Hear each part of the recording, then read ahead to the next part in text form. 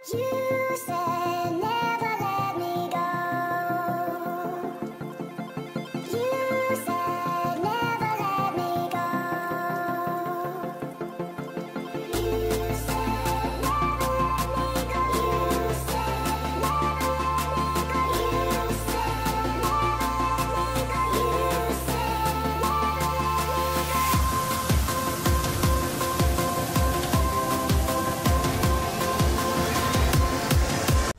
Hello friends, welcome back to my channel. I hope you all are doing very well. तो आज मैं आ गई हूँ माउंट आबू।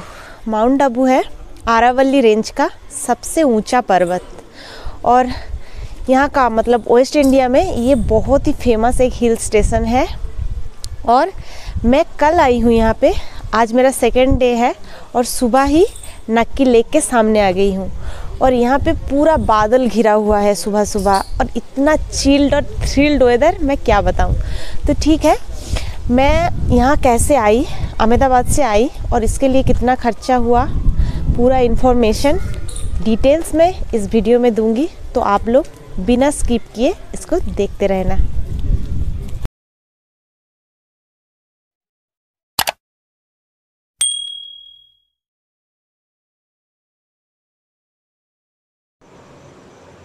तो 25 सितंबर सैटरडे को सुबह सुबह हमने अहमदाबाद से ट्रेन पकड़ा। ये ट्रेन का टिकट लगभग 175 था और ये ट्रेन जा रहा था बांद्रा से भगत की कोठी। तो इसमें 4 आवर्स लगा है हमें अहमदाबाद से माउंट आबू मतलब आबू रोड पहुंचने में। और जाने का टाइम ऐसे सुंदर से आरावली रेंज का जो नज़ारा है वो देखते देखते हम पहुंच गए हैं आबू रोड। तो आबू रोड स्टेशन में आपको बहुत मिलेगा 4 व्हीलर्स जो कि शेयर में भी जाता है। तो शेयर में हमने एक 4 व्हीलर में 100 रुपीज पर हेड में चले गए आबू पर्वत तक। तो जाने के टाइम ऐसे पूरा पहाड़ का जो रेंज है वो ऐसे देखने को मिलेगा और बहुत ही सुंदर है। पूरा जो सीनरी है जाने के टाइम वो बहुत ही सुंदर है। तो ऐसे हम लगभग 45 मिनट्स में ही पहुंच गए हैं आबू पर्वत और माउंट आबू। और यहाँ पे आपको बहुत टाइप के होटल्स, बहुत टाइप के शॉप्स और बहुत शॉपिंग करने का जगह सब कुछ मिल जाएगा। तो हम आके ही पहले खाना खा लिया, मतलब लंच कर लिया, क्योंकि हम जब पहुँचे यहाँ पे तब लगभग 1 बज चुके थे। तो इसीलिए पहले ही हमने ये अरबुदा होटल में खाना खा लिया। तो ये होटल प्योर वेज है और यहाँ का प्राइस मतलब मीडियम है, इतना बहुत हाई भी नहीं है और लो भी नहीं है। तो हम दोनों के खाने के लिए 500 खर्चा हुआ, क्योंकि हमने राइस लिया है। आप लोग अगर चावल नहीं खाओगे, रोटी खाओगे तो कम खर्चा होगा। तो अभी हम खाना खा के होटल में आ गए। हमारा होटल है श्री गणेश होटल। यहाँ वीकेंड में थोड़ा ज़्यादा, पर वीक डेज में आपको 1200 में रूम्स मिल जाएंगे अच्छे से। तो ये हमारा होटल से व्यू है। होटल पूरा नक्की लेक की पास में ही है और ये है आपका व्यू पॉइंट जो हम यहाँ से अभी जाएंगे। तो होटल में नहाने के बाद थोड़ा रेस्ट लेके 3 बजे तक हम निकल गए हैं एक स्कूटी रेंट में लेके। तो ये स्कूटी रेंट, तो ये एक्टिवा था और इसके लिए हमें 250 रुपीज पर डे देना पड़ा। और ये लेने के बाद ही हमने तुरंत ही इसमें पेट्रोल डाल दिया था 100 रुपीज का। और पहले ही हम आ गए हैं ओरबुदा माता टेम्पल में। ये एक शक्ति पीठ है और कहते हैं कि यहाँ पे महाभारत का अर्जुन आए थे कुछ दिन वनवास के टाइम बिताने के समय, यहाँ पे कुछ दिन आए थे।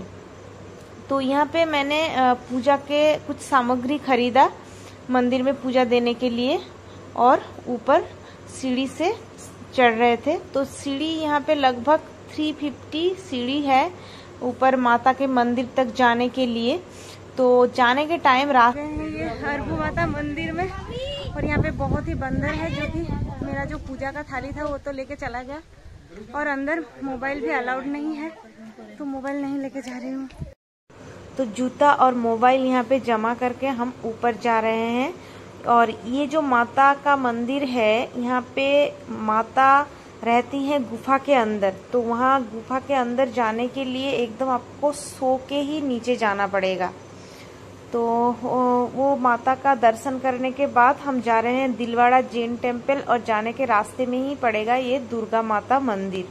तो ये भी गुफा की तरह ही दिखता है। तो अंदर जाके दर्शन करके हम दिलवाड़ा जैन टेम्पल आ गए हैं। तो इस जैन टेम्पल के सामने और भी एक है दिगंबर वाला जैन टेम्पल, और ये सितंबर का जैन टेम्पल है।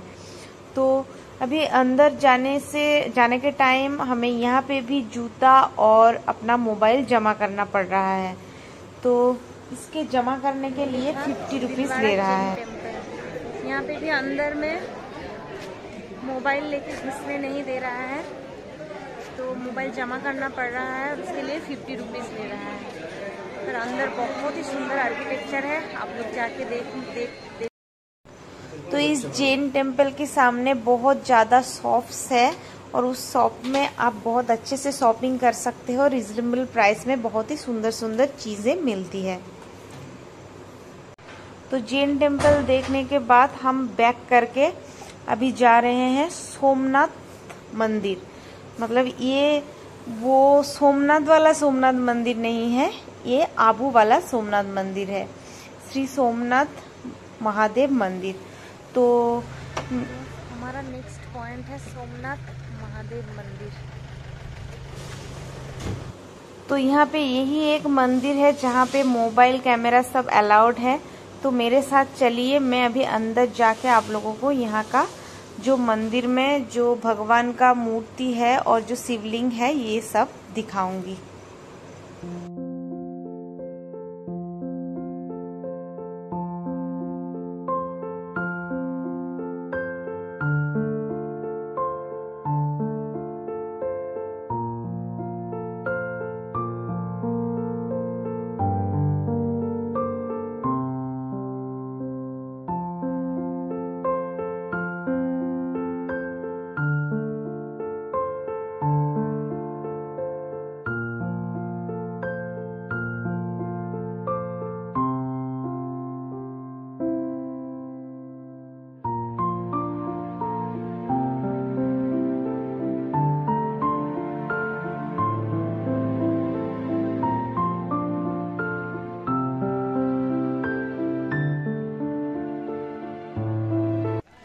अभी आ गए हैं शंकर मठ। भोलेनाथ की बहुत बड़ा एक शिवलिंग है यहाँ पे। चलिए, तो ये है शंकर मठ। शंकर मतलब महादेव। तो यहाँ पे भी महादेव का एक बहुत ही बड़ा शिवलिंग है, और मंदिर का ऊपर में भी एक बड़ा शिवलिंग है जो आप देख पा रहे हो। ऐसे बड़ा शिवलिंग, बड़ा त्रिशूल है।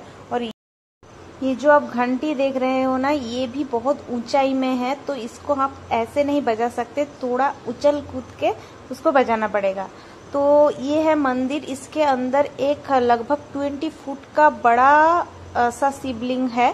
पर जैसे कि यहाँ पे भी अभी वीडियो करना और फोटोग्राफी अलाउ नहीं है, तो आपको आके ही देखना पड़ेगा। तो उसके बाद हमारा नेक्स्ट पॉइंट है सनसेट पॉइंट, और ये है सनसेट पॉइंट का सामने ही एक पार्क है। मतलब यहाँ पे आप बच्चों के खेलने के लिए भी बहुत सुंदर सुंदर जगह है, और आप खुद अपना फोटो शूट कर सकते हो, और बैठ के भी यहाँ पे थोड़ा रेस्ट करके व्यू एंजॉय कर सकते हो। ये है यहाँ का व्यू। तो हमने भी यहाँ आके थोड़ा फोटो शूट कर लिया, वीडियो निकाल लिया। फिर हम जाएंगे सनसेट पॉइंट, और सनसेट पॉइंट का बिल्कुल सामने ही है ये। और सनसेट पॉइंट में जाने के लिए आपको वहाँ पे टिकट खरीदना पड़ता है, सामने से 20 रुपीज़ पर हेड का। और वहाँ पे बहुत ही घोड़सवारी भी है, मतलब आप मतलब हॉर्स राइडिंग भी कर सकते हो यहाँ पे। तो यहाँ पे बहुत भीड़ है सनसेट पॉइंट में, और उसके पास में हनीमून पॉइंट भी है। ये है इसका टिकट काउंटर, यहाँ से टिकट खरीदना पड़ता है। शाम हो गई है और हम लोग नक्की लेक परिक्रमा कर रहे हैं। बहुत ही सुंदर। यहाँ पे बोट राइडिंग का प्राइस है 200 पर पर्सन अगर आप खुद बोटिंग करोगे तो, और अगर इंजन से होगा तो आपको 300 पर पर्सन देना पड़ेगा। और शाम में भी यहाँ पे बहुत सुंदर नज़ारा है। तो ये नक्की लेक के पास में ही भारत माता का इतना सुंदर एक मंदिर है और इस साइड से ऑपोजिट साइड आपको टोड रॉक दिखने को मिलेगा। तो ये जो टोड रॉक आप देख रहे हो रात में, इसका लाइटिंग से इसको बहुत ही एक अद्भुत टाइप के दिखते हैं ये टोड रॉक। आप देखोगे तो आप लोगों को पता चलेगा। और रात में भी इसका लेक का व्यू बहुत सुंदर है, बैठने का मन करता है। तो नेक्स्ट डे ही सुबह 6:30 बजे हम रूम से निकल गए और नक्की लेक के पास आ गए। यहाँ का नज़ारा बहुत ही सुंदर था। सुबह में पूरा बादल घिरा हुआ था और हम भी पूरा बादल के बीच में ही चल रहे थे। तो यहाँ पे एक गांधी जी का मूर्ति है, ये भी बहुत सुंदर है, जहाँ पे एक पार्क टाइप भी किया हुआ है एक। तो अभी यहाँ का टेम्परेचर है 17 डिग्री सेल्सियस। तो मुझे जैसे कि थोड़ा ज़्यादा ही ठंड लगती है, तो मैंने पूरा जैकेट वैकेट पहन लिया। बहुत सारे लोग पहने हैं, बहुत लोग नहीं भी पहने हैं, पर मुझे रिस्क नहीं लेना है कहीं सर्दी गर्मी ना लग जाए, तो इसीलिए मैंने पहन लिया। और मुझे पूरा विंटर की तरह फीलिंग्स आ रही है। और मैं तो बोलूँगी ये हिल स्टेशन बहुत ही सुंदर है, आप जरूर आइए। और खर्चा भी उतना ज़्यादा नहीं होगा। कितना सुंदर बादल पूरा लेक में छा गया है और अभी हम पूरा बादल के अंदर ही थे। बहुत ही सुंदर नज़ारा है। अभी जाएंगे टोड रॉक।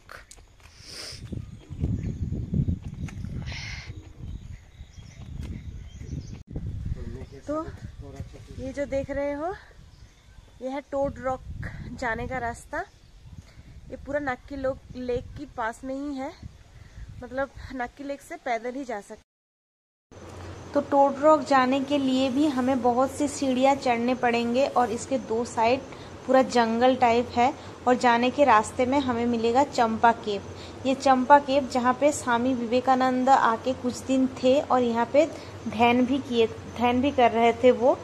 तो ये जगह अभी ऐसा ही पड़ा हुआ है, कोई नहीं रहता है यहाँ पे, ऐसे ही पड़ा हुआ है।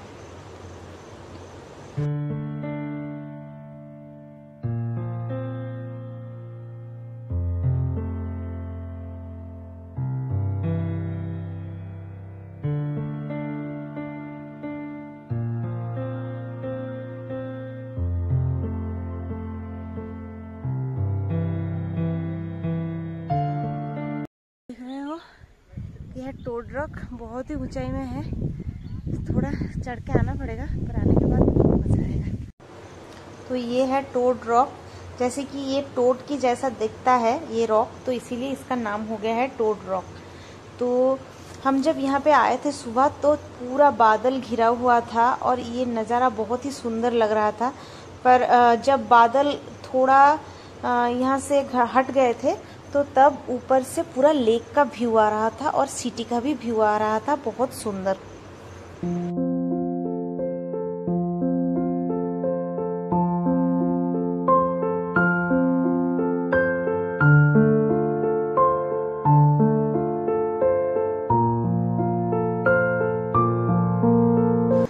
तो टोड रॉक देखने के बाद हम होटल गए और नहा धो के पूरा चेकआउट करके वहाँ से निकल आए। पर निकलने के टाइम वो जो हमारा होटल का मालिक थे वो बहुत ही अच्छे थे, तो वो उन्होंने हमारा बैग रखा वहाँ पे। तो हम बैग वहाँ पे रख के यहाँ आके फिर से हमारा जो स्कूटी हमने रेंट लिया था वो स्कूटी हमने रात में भी अपने पास ही रख दिया था। उसके लिए उन्होंने 50 रुपीज़ लिया था। तो और नेक्स्ट डे भी हमने 250 रुपीज़ से उसको फिर से ही रेंट लिया और 150 रुपीज़ का हमने तेल डाला उसमें गुरु शिखर, क्योंकि गुरु शिखर जाने के लिए थोड़ा ज़्यादा ज़रूरत है तेल का, क्योंकि गुरु शिखर जाने के लिए आपको लगभग 19 to 20 किलोमीटर जाना पड़ेगा और रास्ते में और वहाँ पे भी कोई पेट्रोल पंप नहीं है, तो इसीलिए थोड़ा ज़्यादा तेल डालने का ज़रूरत है। और जाने के रास्ते में ही आपको पड़ेगा औचलगढ़, अचलेश्वर महादेव टेम्पल और ब्रह्म कुमारी पीस पार्क और एक मादाम तुषो म्यूजियम भी है। तो ऐसा सब कुछ मिलेगा। पर हमने क्या किया था, हम 9 बजे होटल से निकल के सीधा पहले गुरु शिखर चले गए थे और वहां से आने के टाइम हमने औचलेश्वर Mahadev temple, Brahma Kumari piece park, ये सब चीजें हमने देखा था।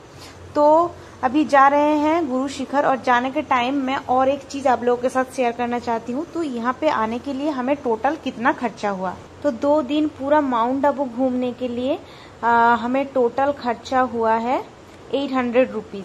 कैसे, जैसे कि हमने 2 दिन बाइक रेंट लिया 250 करके 500, एक रात रखा इसके लिए 50 रुपीज और 250 रुपीज का हमने ऑयल डाला, मतलब पेट्रोल डाला था यहाँ पे। तो 800 रुपीज में ही हमने पूरा माउंट आबू घूम लिया। अभी आप लोगों को बोलते हैं कि यहाँ पे आने जाने के और रहने के खाने का कितना खर्चा हुआ।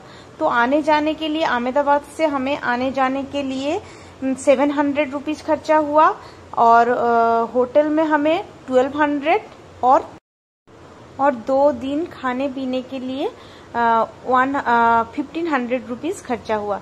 और यहाँ पे आपको वेज नॉन वेज सब कुछ मिल जाएंगे। हम वेज नॉन वेज दोनों ही खाए थे, पर हमारे इतने पैसे से ही हो गया था। तो क्योंकि प्राइस रिजनेबल है, तो टोटल हमारा खर्चा हुआ 2 जन का, तो ओनली 4200 में एक कपल का माउंट आबू घूमना होगा। तो पर हेड 2100 में ही अच्छे से माउंट आबू घूमना हो गया। तो अभी हम आ गए हैं आबू पहाड़ की सर्वोच्च श्रृंग गुरु शिखर में और अभी आने जाने का 700 सीढ़ी चढ़ के ऊपर मंदिर देखने जा रहे हैं। तो इसी रास्ते से ही सीढ़ियां चढ़ के ऊपर जाना पड़ेगा। अगर आप नहीं जा सकते, बच्चे और बूढ़े के लिए यहाँ पे झूला भी है, मतलब लोग आप लोगों को झूले में करके ऊपर तक दर्शन कराने ले जाएंगे, तो कोई दिक्कत नहीं होगा। तो हम लोग अभी ऊपर जो मंदिर है वहाँ पे जा रहे हैं। ये फर्स्ट वाला मंदिर है गुरु दत्तात्रेय के मंदिर। तो यहाँ पे दर्शन करके ये थोड़ा ऊपर जाना पड़ता है और ऊपर से ऐसे व्यूज आते हैं। तो ऊपर चढ़ के वहाँ पे आपको एक गुरु शिखर का मंदिर मिलेंगे, जो यहाँ देख रहे हो कि ये गुरु शिखर का मंदिर है। और ये गुरु शिखर का सबसे ऊंचा मंदिर से आपका व्यू कुछ ऐसा आएगा। तो नीचे और साइड में ऐसे सुंदर बादल दिखेंगे, पूरा घिरा हुआ, बहुत ही सुंदर नज़ारा है। तो गुरु शिखर से हम आ गए हैं ब्रह्म कुमारी पीस पार्क। तो ये पूरा आने के टाइम रास्ते में ही पड़ेगा। तो अभी ब्रह्म कुमारी पीस पार्क के सामने हूँ और जैसे कि यहाँ का सब जगह में ही फोटो खींचना मना है, तो इसीलिए मोबाइल ऑफ कर रही हूँ, आप लोग आके देख लेना। तो पीस पार्क देखने के बाद हम आ गए हैं औचलगढ़ और औचलेश्वर महादेव टेम्पल। तो यहाँ पे भी आपको बहुत शॉप्स मिलेंगे, शॉप्स में एंटीक चीज़ें भी मिलेगी और बहुत ही बंदूक का बहुत शॉप्स है यहाँ पे, मतलब गन का, और बहुत सारे शो पीसेस का भी। तो अभी हम आ गए हैं औचलगढ़ महादेव मंदिर, औचलेश्वर। तो